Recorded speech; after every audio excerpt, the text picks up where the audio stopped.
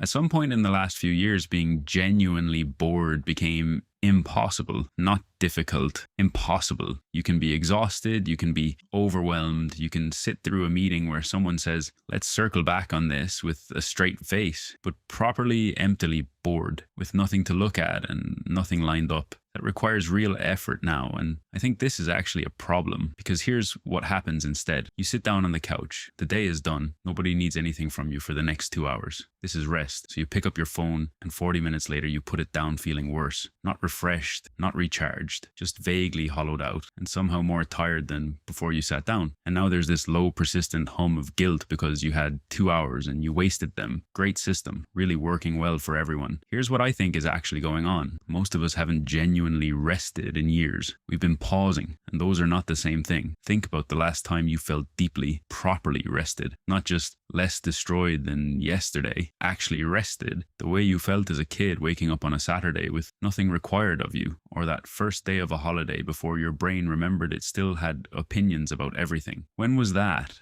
I asked some friends this recently, and the answers ranged from a few months ago, maybe, to a long silence followed by, which is not great. We tend to blame the obvious things. Too busy, not sleeping enough, too much on. And those are real, but something else is going on too, and it has to do with what we've done to the experience of rest itself. We've broken it. Think about what rest actually looks like on a normal evening. You finish work and put on a show, but you're also scrolling while you watch, half looking at both, fully present to neither. You take a bath and bring your phone in. You go for a walk and the earbuds are in before you've closed the front door. You sit in a waiting room and within a few seconds you've opened some app. Any app, it almost doesn't matter which one. Your thumb has already made a decision your brain wasn't consulted on, just to fill the silence. We are surrounded by ways to not be where we are, and we've started calling that rest. The solution the wellness industry has arrived at is to download an app that gently reminds you to put your phone down. The irony. Now here's where the science gets genuinely interesting. Neuroscientists have known for about 20 years that your brain has what they call the default mode network, a set of regions that activate specifically when you're not focused on an external task. When you stop doing, this network kicks in. And for most of human history, this was just how the mind processed life. You'd sit by a fire or walk somewhere without headphones because headphones hadn't been invented yet, or stare out a window at nothing in particular. And while you did, your default mode network would quietly get to work, consolidating memories, processing emotions, connecting ideas that hadn't met yet, doing the background work that produces what we experience as insight, perspective, and a general sense of being a person with an interior life. This is, in the most literal neurological sense, where your best ideas come from. It's also where emotional recovery actually happens. Scientists discovered this in a lab in the 1990s. Most of us discover it independently, usually in the shower or on long train journeys when our phones are dead, which is why both of those experiences feel disproportionately clarifying. But here's the problem. The default mode network only fully activates when you stop feeding your brain stimulation. The moment you pick up your phone, it shuts off. The moment you put on background TV, it shuts off. Even low-level passive input is enough to prevent it doing its job. So when you spend your evening bouncing between a screen and your phone, your brain never actually runs its maintenance cycle. You're a laptop that's been put to sleep and woken up 1,000 times without ever properly rebooting. If you've ever owned a Windows computer, you know what happens then. Things start running slowly, and strangely, then you get a notification that 17 updates have been waiting since 2019. You're resting your body, but your brain is still at work, and the next morning you wake up with the lights already on. Here's the other thing happening, and it's harder to shake because it's not just about technology. Our baseline level of stimulation has fundamentally shifted. The information, decisions, and input the average person processes in a day now would have been unrecognizable 30 years ago, and we've adapted to it, which means genuine quiet has started to feel wrong. You know that feeling when you sit down with nothing in front of you, no screen, no task, no podcast, and instead of feeling peaceful, you feel itchy, restless, like you're somehow doing something incorrectly. That's not a flaw. That's a nervous system that has recalibrated to a higher baseline of input and is now reading the absence of stimulation as a threat to be neutralized, which is exactly the response your nervous system evolved over millions of years to have, and which is now being triggered by the absence of stimulation. There's a famous piece of research where participants were left alone in a room for 15 minutes with nothing to do, and given the option to give themselves a mild electric shock if they wanted. Something to happen, just something. A significant portion of them chose the shock.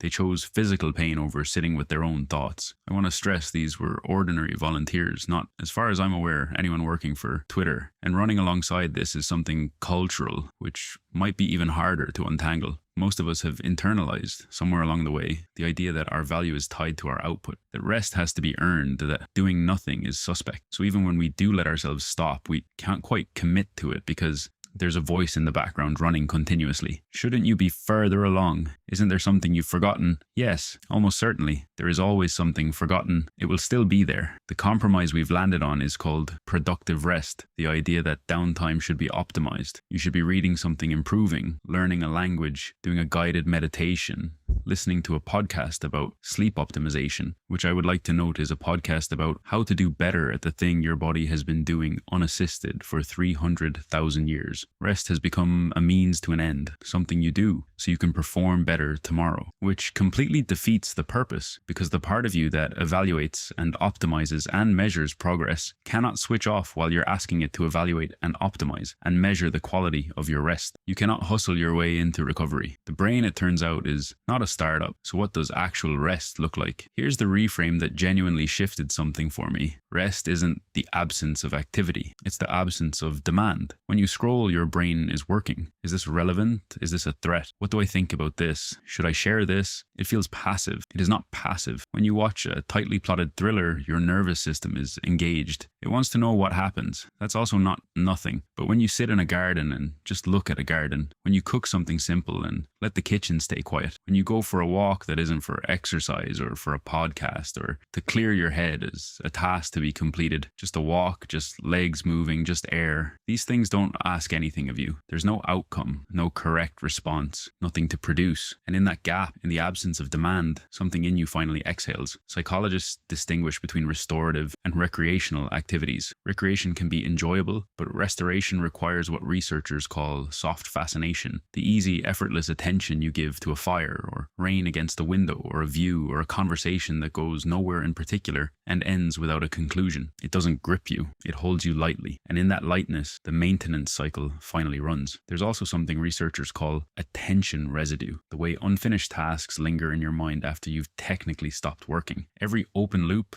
every unresolved thing leaves a small thread of cognitive load running in the background. This is partly why a week of actual holiday can feel restorative in a way that 1,000 evenings of scrolling never does. It's not just the time, it's the permission, the closure of enough tabs that your mind can finally stop monitoring them, which means that genuine rest isn't really a technique. It's not a routine to implement or a habit to stack. It's closer to a stance, a decision to stop treating every moment as an opportunity to consume or produce something, long enough for your mind to do what it actually needs to do. So here's what I want to leave you with. The tiredness most of us are carrying isn't just about working too hard or sleeping too little. It's about the fact that we've forgotten how to occupy time without filling it. And I genuinely think that learning to do nothing, properly nothing, is one of the most necessary things we can practice right now. Not as a productivity hack, not so you can show up as a more optimized version of yourself, whatever that means, but because you are not a machine that needs maintenance so it can keep producing. You're a person, and the part of you that wants to sit by a window and watch the light change with no agenda and nothing to show for it, that part isn't being lazy. It's trying to do the most important work it does. It just needs you to get out of the way.